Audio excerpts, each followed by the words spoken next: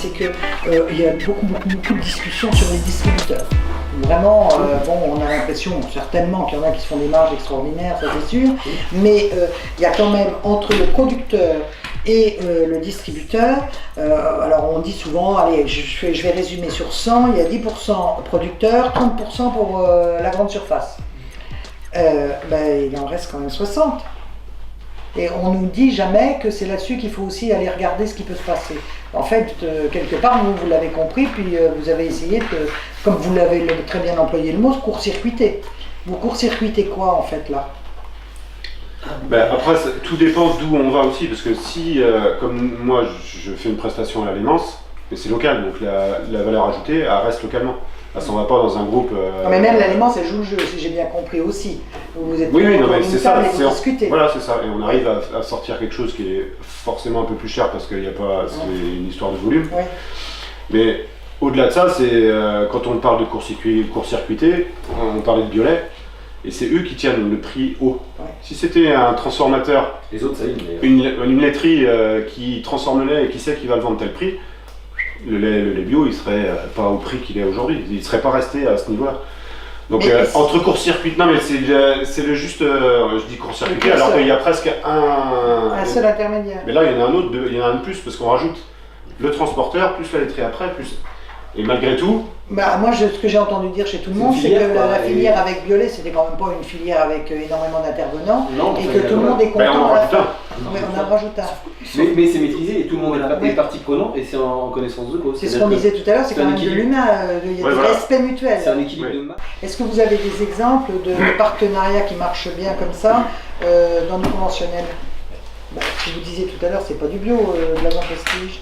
Berson Prestige c'est du conventionnel, il y a une rémunération supérieure, effectivement c'est un peu mieux que sur des... mais voilà, ça reste sur des créneaux quand même un peu minoritaires. Berson Prestige ça doit être quoi, 5-10% de la limousine en France, c'est tout. Mais bon, non, c'est parce que je reprenais cet exemple parce qu'on en a parlé, mais est-ce que vous en connaissez d'autres? Tout ce qui est AOP, oui. À force de les multiplier aussi, toutes les Blanquer, les JP, AOP, il y a des choses qu'on est sûr que c'est... L'AOP, on est sûr. Voilà.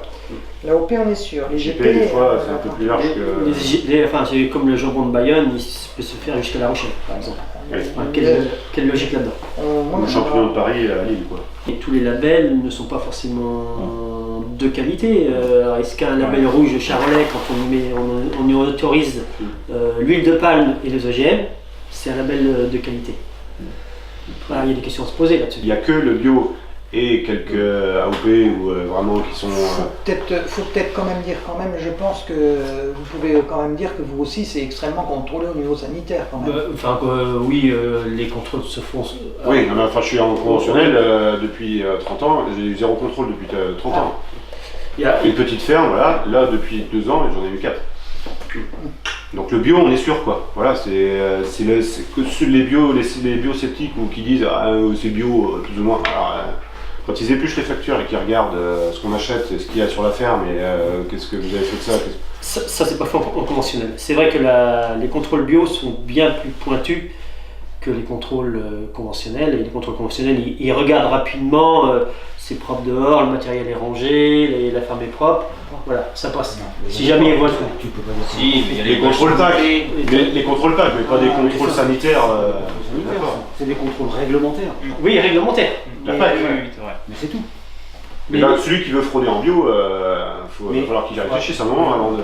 Je pense que si vous voulez, à l'heure actuelle, les gens sont omnubilés effectivement par on est ce qu'on mange, je suis complètement d'accord. Bon, mais il y a quand même une chose qu'il faut quand même tout le temps souligner, il n'y a pas de problème sanitaire. S'il y en avait en France, il n'y en a pas. Mais donc, il y en a eu quand même, et la vache folle, c'était quand même... Oui, ça... Il y en a, non, mais... C'était 96, hein, c'est pas si loin que ça. On est d'accord, à l'heure actuelle... Moi, je ne sais pas si on peut dire qu'il n'y en a pas, mais en tout cas, il y a un suivi qui permet qu'il y en ait peu. Oui. Là-dessus, on peut penser qu'en France, on est plutôt bien loti et bien sécurisé par rapport à ça. Ce qui garantit ça, c'est, je pense, la présence de l'État et des vétérinaires et des abattoirs. Enfin, c'est ça qu'il ne faut pas lâcher. Il ne faut pas déléguer à des entités privées, à des privés ce suivi-là. Et il y a les mêmes contrôles des produits importés bio? Oui. Logiquement, oui. Oui, s'il y a une estampille bio, ça veut dire que ça a été certifié par un organisme certificateur qui est sous tutelle de l'INAO. Donc l'INAO, Parce que là, on va être clair, donc tout le monde demande une baisse des normes. Vous demandez qu'à ce niveau-là, en France, on reste draconien, tout ça. Si on veut être des sûr chartes de... européennes quand même. Racontez pas la même. On a les mêmes normes avec quelques spécifications pays par pays, Non, mais, là, mais le tronc commun c'est le même. Ouais, Aussi bien italien, on est européen. Ouais. Non, mais sauf qu'ils veulent baisser au niveau européen, qu'il y ait moins de contrôle, qu'il y ait moins de... Donc après, c'est la porte ouverte à avoir des scandales parce que... Mais ça, il faut pas, on est tous d'accord. Enfin, des scandales ou un peu plus d'antibiotiques, un peu plus d'antibiotiques, un peu plus de... Si tu baisses les normes. Non. Oui, parce que si j'ai bien compris, en bio, vous avez le droit de donner un peu d'antibiotiques aux animaux. Personne Tous autant qu'on est, on essaye de soigner autrement, ou d'avoir des animaux en meilleure santé, comme disait Pascal, parce que à l'herbe, parce que voilà, on anticipe plus que dans... Ce qui manque aujourd'hui aussi, c'est beaucoup de formation ou de compétences chez nos propres vétérinaires, justement sur l'aromathérapie, la phytothérapie.